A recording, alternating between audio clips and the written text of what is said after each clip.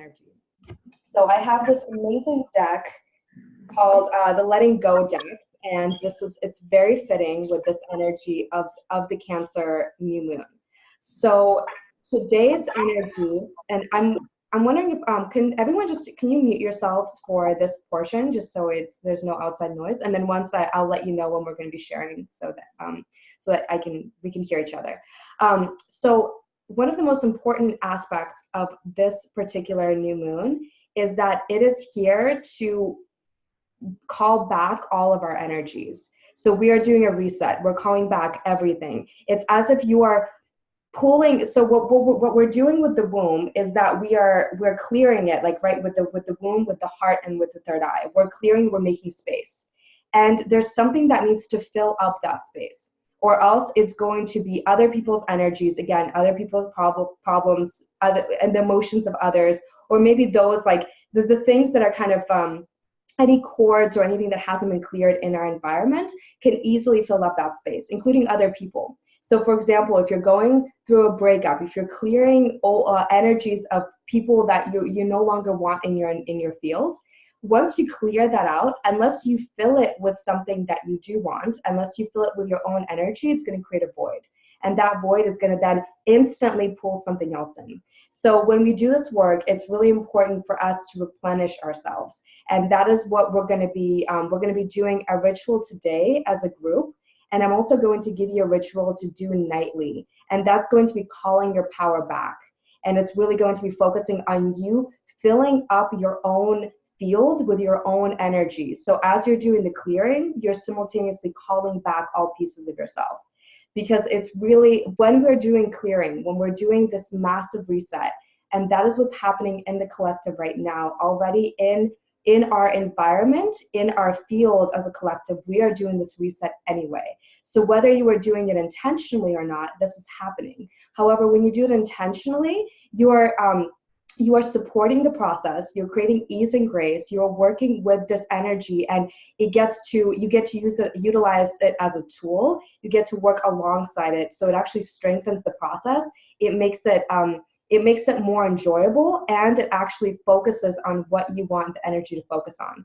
Otherwise, those people who are not, and no judgments, but those who are not doing this process consciously, they're facing a lot of like things are crumbling, everything's falling away, and it's a lot of resistance. So it could be like, it could feel like pushing against the force field. So what we're doing with this process is we're easing this journey, we are utilizing this energy, and we're clearing and simultaneously calling back all of our pieces, so that as this, when this eclipse portal ends, we would feel self-sufficient. We will feel sovereign and connected and anchored, and at the same time know what our needs are and know what it is, how we want to interact with the outside world, and be able to express those needs. Because part of being a sovereign woman is not just not having needs or fulfilling all of our personal needs. Like, that's not going to happen. We are women. We deserve to have our needs met. We deserve to have our desires met. And there's nothing wrong with, not only is there nothing wrong with having desires and needs, but it is to be celebrated. It's just really understanding, how do we ask for them? How do we take care of ourselves? And how do we create the necessary boundaries to hold our containers, so that we know where our energy ends and where someone else's begins. So it's really just this process right now, it recalibrates our field, and it tunes us to how we want the next 6 months to go. So it's going to be super supportive on our journey. So I'm going to pull one card from the deck to get us started, and then we're going to dive into the ritual, and then we'll have an opportunity to share afterwards. Okay, so I love that this card just came up. It's called Confiding in a Friend. And it says, today I will remember that it's okay to talk about the issues that bother me. It is by sharing these concerns that I will move beyond them. I will trust myself to choose the best confidant possible, someone who will not use my disclosures against me and who will give me healthy feedback.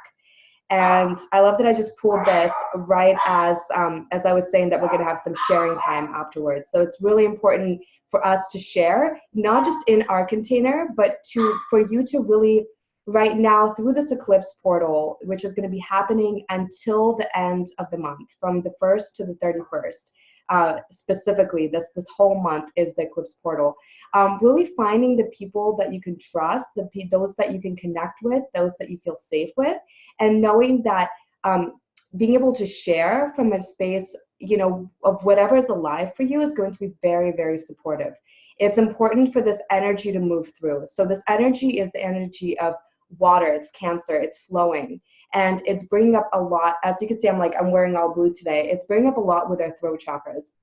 So we can use this to move the energy through and share, whether that's speaking things out loud. So we're going to be saying prayers, and I encourage you to say them out loud, to actually speak it. Even when you're doing this ritual by yourself, the more that you can speak your truth, speak what you're reclaiming, speak what you're releasing, really, especially hearing yourself say it, it gives it power. So when you're connecting to those that you can trust, those that you feel safe with at this time, you're being held within this process. So it's important for us right now to do our individual healing work, to go within, but also to know that we are held, also to know that there are those that we can trust, that we're not alone. This Cancer energy, it wants to be nurtured just as much as it wants nurturing.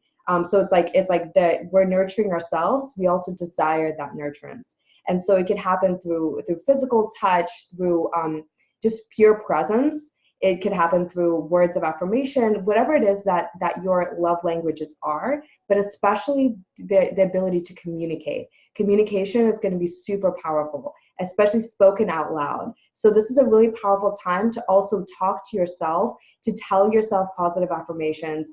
Starting in the morning, when you look at yourself in the morning, telling yourself how beautiful you look, telling yourself how much you appreciate yourself, speaking these affirmations and specific positive words to yourself out loud will intensify this process.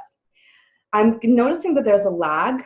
I don't know why that is happening, but is that happening for you guys? Can you see me? Is there like a lag on my end? Okay. Sometimes it lags and then all of a sudden it speeds up and it sounds like you're talking really fast, but I don't think that you are.